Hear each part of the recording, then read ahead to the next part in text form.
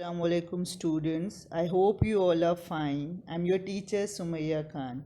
Today students we are going to start with the new chapter transition and inner transition element. This chapter was also there in your previous book and it was known as D block and F block elements. I hope you all have guessed what are transition and inner transition element. These are nothing but the elements that belongs to D and F block of the periodic table. Okay, this chapter is the part of inorganic chemistry and it is very easy and knowledge based chapter. Now let's see why these elements are known as transition and inner transition elements. These transition elements are placed between S block and P block in the periodic table. So they are in the center of the periodic table. Why they are placed between the two representative blocks, that is S and P blocks? Because when we move from S block to P block, you will observe the gradual change in the behavior of these elements from metal to non-metal. Okay, so as their properties are intermediate between the properties of S block and P block elements, that's why they were initially named as transition elements. But now when we are going to define transition elements, we'll consider only those we will consider only those elements as transition elements which possesses incompletely filled d subshell either in their neutral atom state or in any of their common oxidation state. So all those d block, out of all those d block elements, only those are the transition metal or transition elements which contains partially filled d subshell either in their neutral atomic state or in their ionic state. Okay, now these transition metals show all the general properties of metals, like they have very high tensile strength, they are very good conductor of heat and electricity, they show ductility, malleability. All these properties are shown by these transition metals. Okay, so let's see how they are positioned. This is the periodic table. In the center we have our d block elements. Okay, and out of these you can see that there are 40 elements which belongs to your D block.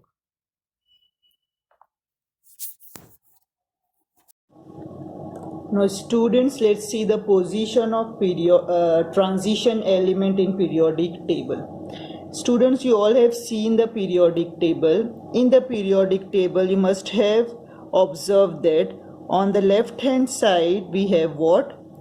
Two group of or a block of element known as S block element. Okay, on the right hand side we have 6 group of elements which are known as P block element. Okay, between this S block and P block there is a huge space or large space that is occupied by D block elements, which are our transition element. So you will find that there are 4 rows of element, 1, 2, 3, and this one is 4. There are 4 rows of elements are there, and each of these rows contains 10 elements. Okay, so if each of these rows are containing 10 elements, it means that how many groups are there? 1 2 3 4 5 6 7 8 9 and 10. Okay, there are 10 groups and 4 rows of elements which are known as D block elements. Okay, now the first 2 groups belongs to S block element. So group number 3, 4, 5, 6, 7, 8, 9, 10, 11 and 12. These 10 groups belongs to your D block element. Okay, and here we have period number 1, 2 and 3, and then after that period number 4, 5, 6 and 7, these period contains our what? D block elements. Okay, so there are 4 rows and 10 groups that are there in your D block elements. Now let's see, students, what are the elements that are present in the D block. So the first series starts with the element scandium, whose atomic number is 21. Then comes titanium, vanadium, chromium 24, manganese 25, iron 26, cobalt 27, nickel 28, copper 29 and zinc 30. When we move from left to right, the atomic number of these elements increases 1 by 1. So if you remember what is the atomic number of scandium, you can write the atomic number of the remaining elements of the series. To memorize the symbol and name of the element, we can use the trick. We have some sentences which you can memorize to remember its name. So for memorizing this series, I am giving you the sentence. Science, let's take another one. Sachin Tendulkar world cricket में फिर कोई नया cup जीतेगा. जीतेगा starts with J, but here you just remember for जीतेगा you are using Z, zinc. I'm repeating it once more. Sachin Tendulkar world cricket में फिर कोई नया कप जीतेगा. Okay, now this is the most important series to memorize. The next series starts with the atom yttrium. The symbol for yttrium is 30 Y and its atomic number is 39. After yttrium we have zirconium, then niobium, molybdenum, Tc, which is technetium, then Ru ruthenium, Rh, rhodium, palladium, silver, and then cadmium. The atomic number again increases 1 by 1, 40, 41, 42, 43, 44, 45, 46, 47, 48. Okay, the mnemonics for memorizing this series is यारी जरा निभाना मौत तक, रुकावटें राह में पड़े अगर कभी. I am repeating it. यारी जरा निभाना मौत, MO, it is MO, मौत तक, रुकावटें राह में पड़े अगर कभी. Okay, so these are the two important series which you should memorize. Okay, if you remember the name and symbol of an atomic number of scandium, you can easily write the atomic number of the remaining members of the series. In the same way, if you remember the atomic number of yttrium, you can memorize, you can write the atomic number of all the remaining members of the series. Now, if scandium, if you forget by chance, if you forget the atomic number of yttrium is 39, so what you can do, you can add, if you know the atomic number of the element that is above in the group, you just add 18 into that and you will get the atomic number of that element which is below in the group. Okay, we do this as 2 plus 8 plus 8, 18 plus 18 plus 18 plus 32.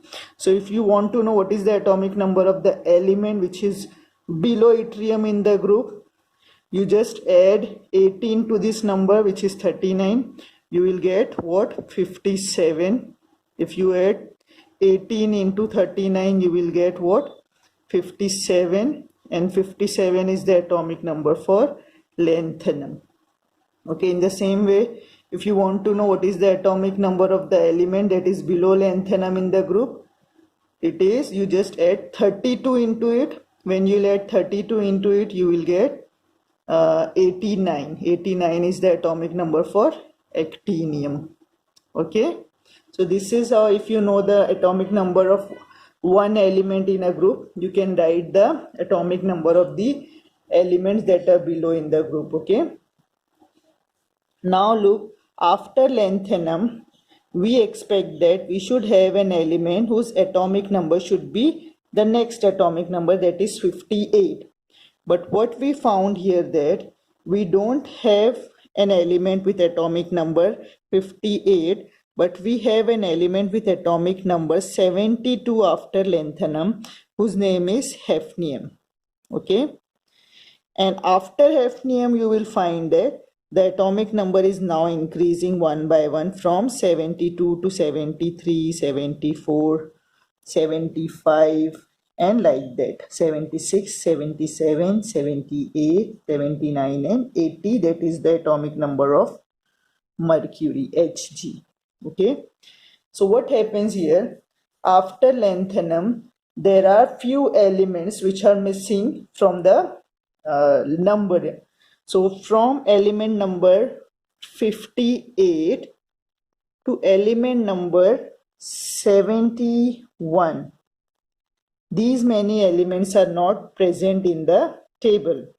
The element number 50, atomic number 58 is for the element cerium, and it is for lutetium. Okay, and these are in total 14 elements which are missing from the table. These 14 elements have been given a place below the periodic table, and they constitute the first inner transition series of first series of F block element. Okay, so these are what?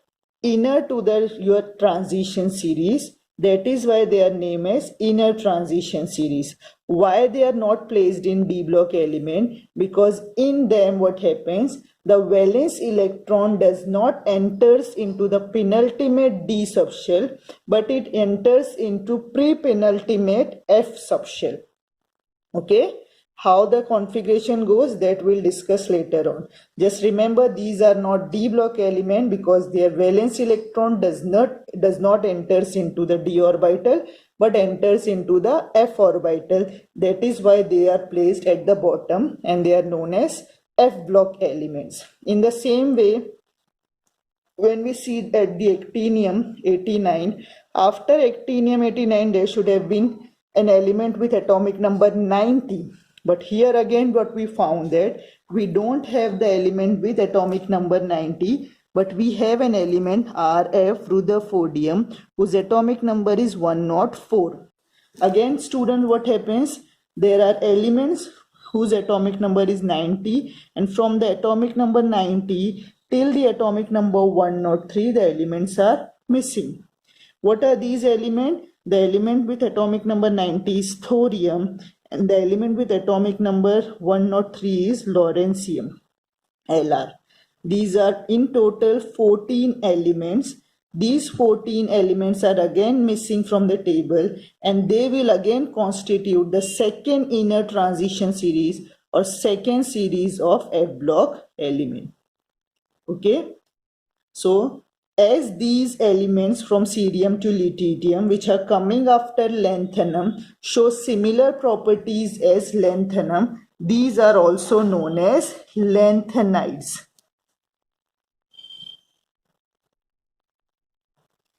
and the element from thorium to lawrencium show similar properties like actinium. Therefore, they are also known as actinides.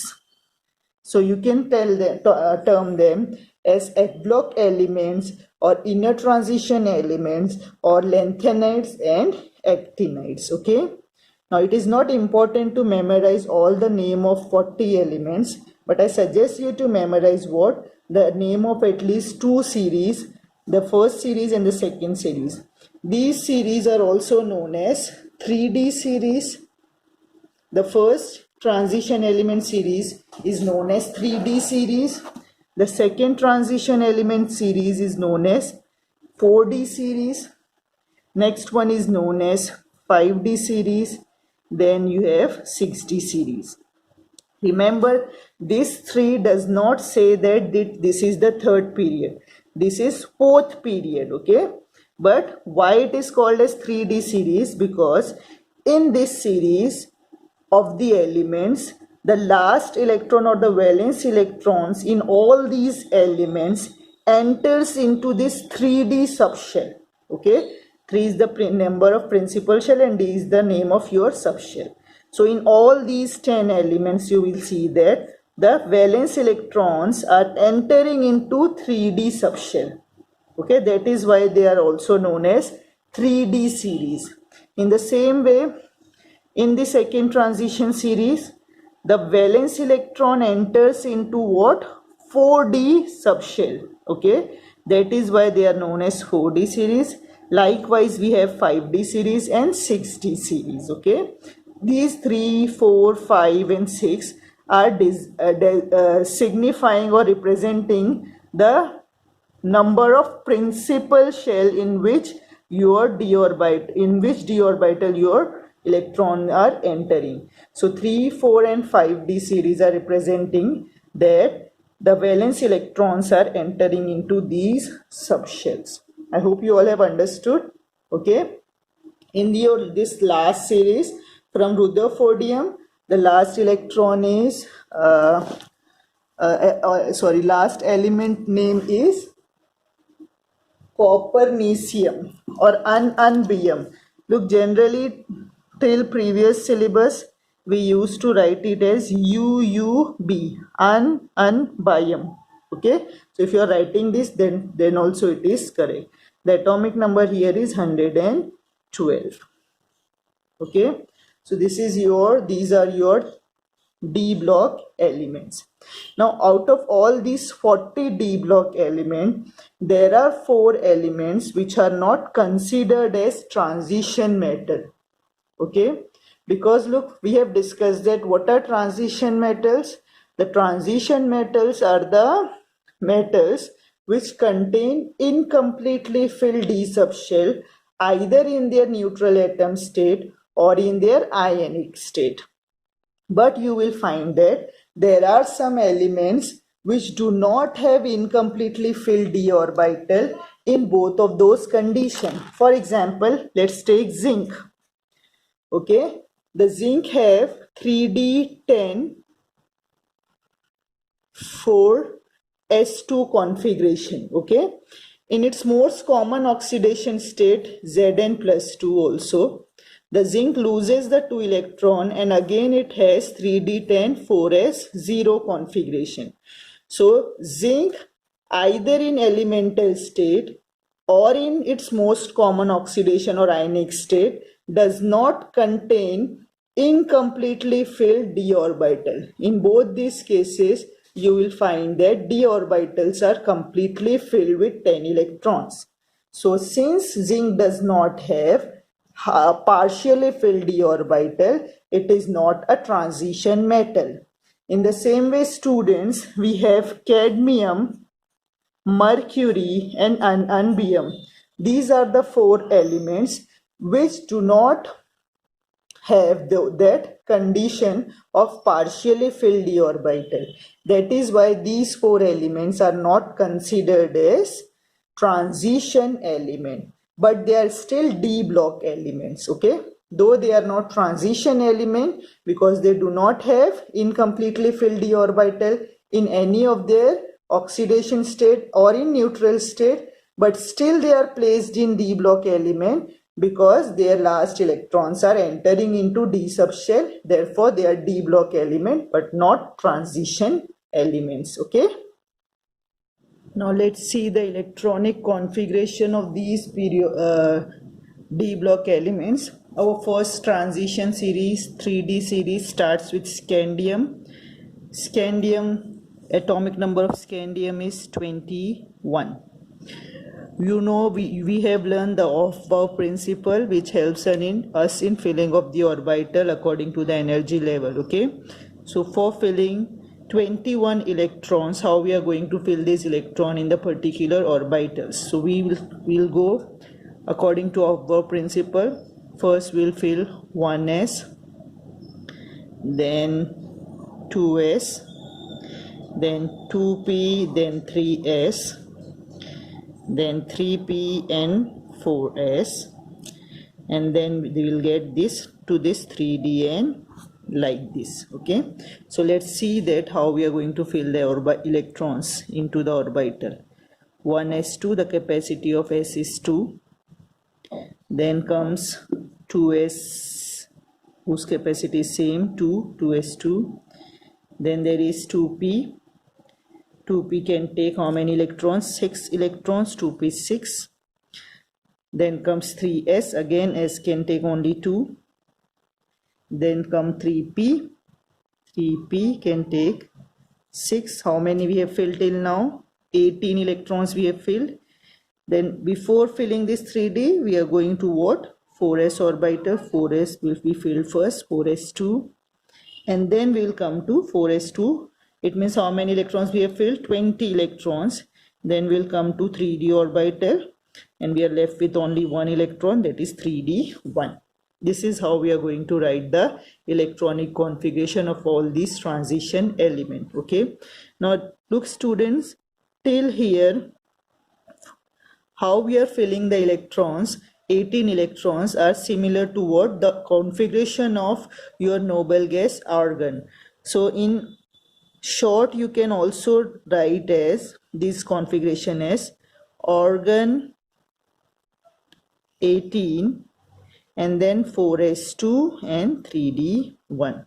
Now students, you can see your last or valence electron is entering into your d subshell. That is why it is transition metal, and it is entering into penultimate d subshell. Now what is the meaning of penultimate d subshell? Look, you have how many shell? Main shell, principal shell, 1, 2, 3 and 4. The fourth is your outermost principal shell. Okay, but your last electron is not entering into your outermost fourth shell, but is entering into your 3d, that is penultimate shell. For example, let's see, when we have any compound, we have in the center we have nucleus, which consists of proton and neutron. Around this nucleus we have what? Different shells or orbitals which have different capacity. Your first principal shell 1 contains only s orbital with capacity of 2 electrons. Then your second subshell is your 2 principal shell, contains s orbital as well as p orbital. Your third principal shell contains s, p and d. Your fourth shell contains how many? Your fourth principal orbital contains s, p, d and f.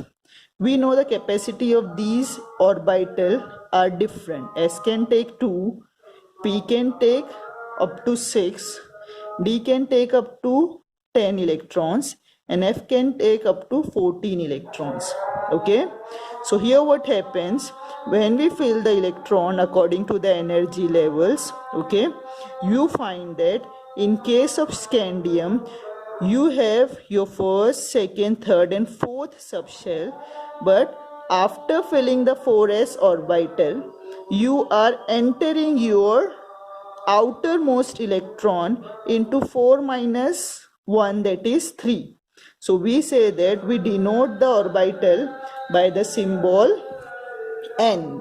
N is your principal shell, but you are not adding it into Nd orbital, but you are adding into N minus 1 d orbital.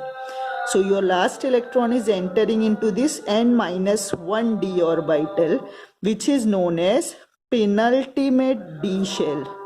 Penultimate d orbital. Okay, so what are d block elements or transition elements? These are the elements where the valence electron enters into penultimate d orbital. I hope you have understood the meaning of penultimate. It is inner to or n minus 1 to your last valence orbital, which is principal orbital. Okay, in the same way, students, we can write the electronic configuration of other elements also. So let's take the next one, titanium. Titanium is 22. Its electronic configuration would be till argon it is 18, then 4s2 20, then 3d2. Okay. Then comes your vanadium 23. Again students, till argon 18 it is same, then 4s2 and then 3d3. Now comes chromium, whose electronic number is 24, atomic number is 24. Its configuration would be argon 18, 4s2, 3d4, that is 20 and 24. This is what we are expecting. Okay, this is how we expect to write, or how we learn to write the electronic configuration.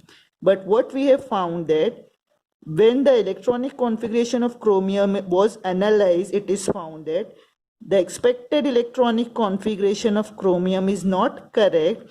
It actually does not show this electronic configuration, but it shows that electronic configuration where 4s orbital have only 1 electron and your 3d orbital contains 5 electron. Okay, so we are just looking into the outer electronic configuration. This was the expected configuration.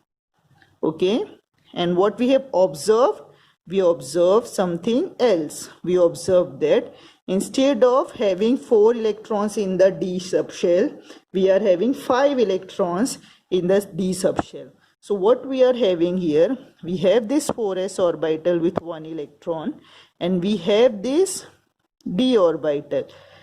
Okay, these are d orbital have 5 suborbitals. Okay, and in each of these suborbitals we have one electron. So all the orbitals are half filled. So this half filled state of orbitals provides extra stability to the compound atoms. Okay, the half filled and completely empty states of orbital provides extra stability to the element, and that is why they have this configuration instead of having the expected configuration. Okay, so you may be asked the question that why chromium show this electronic configuration, that is 4s1 3d5 instead of 4s2 3d4. The answer would be what? You will mention the expected and this thing, both the configuration, and you will say that when this 4s1 and 3d5 configuration is there, the s and d orbitals are exactly half filled, which gives extra stability to these orbitals and electrons, and therefore chromium is having this type of configuration. Understood? In the same way, students, when you move from chromium to copper, copper is your 29th. Copper have 29 atomic number. So after chromium you are going to have manganese, then Fe, cobalt and nickel, and you can easily write their electronic configuration because they are same as we are expecting. It means that manganese will have what? Outer electronic configuration 4s2 3d5. Iron will have 4s2 3d6. Cobalt will have 4s2 3d7. And nickel will have 4s2 3d8. So this is what we are expecting and this is what we have observed. Manganese, steel, nickel, all these elements show what expected configuration, and we can easily write their electronic configuration as we have written for scandium, titanium, vanadium.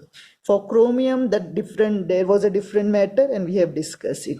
Now again, when you will come to copper, the expected configuration for copper should be what? 4s2 and 3d9.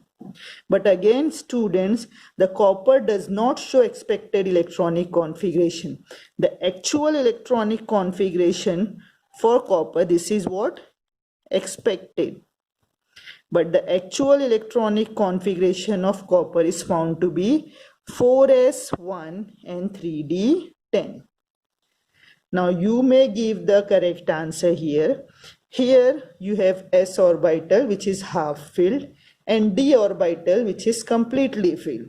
In the above expected configuration, we have the full s orbital but partially filled d orbital. Okay, so the second state have what? Both the favorable conditions of orbital and electron, where orbital is half filled, exactly half filled, and D is completely filled. So these conditions gives extra stability to the atom. That is why copper show this configuration instead of showing the above configuration. Okay, the reason for both this chromium and copper is same.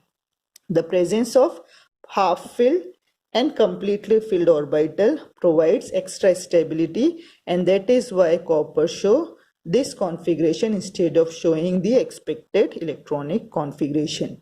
Zinc will have the same expected electronic configuration, that is 4s2 and 3d10, where both the orbitals are completely filled. Okay, now let's see the general electronic configuration of all the four series. In 3D series, now you can easily generalize what we had there. We had common noble gas configuration of element argon. Then we had 4s orbital and 3d orbital. Okay, so 4s in all those cases can have how many electrons? From 1 to 2 electrons, and 3d can have 1 to 10 electrons. In the same way, students, for 4d series, the electronic configuration of element till atomic number 36 would remain same, that is for noble gas krypton 36. Then comes your 5s orbital which may contain from 0 to 2 electrons, and your 4d orbital which may have from 1 electron to up to 10 electrons. For the 5d series, we have electronic configuration similar to xenon with atomic number 54, and after that you may have 6s orbital with 0 to 2 electrons and 5d orbital from 1 to 10 electrons. Then your last 6d series will have radon 86. Okay, so till this number, atomic number, you will have the similar configuration as radon. So we will not waste time writing the configuration till 86 electrons. Then comes 7s, it will have 2 electrons, and 6d will have 1 to 10 or electrons. Okay, so if you want to generalize, you can generalize that all the d block elements contains n-1d orbital which may have 1 electron up to 10 electron, and we have ns orbital, your outer orbital, with 2 electrons or 1 to 0 to 2 electrons. Okay, this is how you can write your general electronic configuration of all d block elements. Okay, this is generalized, and this is for 3D, 4D, 5D and 6D series. And out of these students, this is your most important series. Okay, you should remember the name of all the elements with their atomic number, and you should be able to write their configuration with the exceptional cases for chromium and copper. Okay, now let's see the deleted portion for this chapter. Okay, 8.1.1 general introduction part is deleted. Okay, then this, go to page number 169.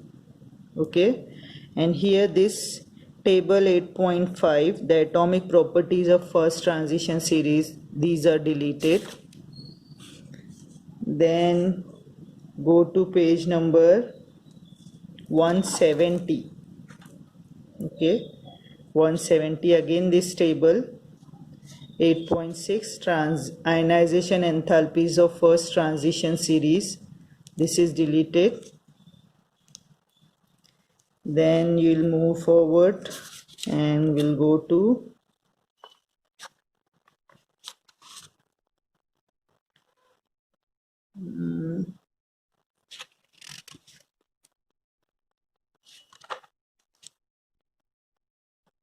this 8.3, compounds of manganese and chromium.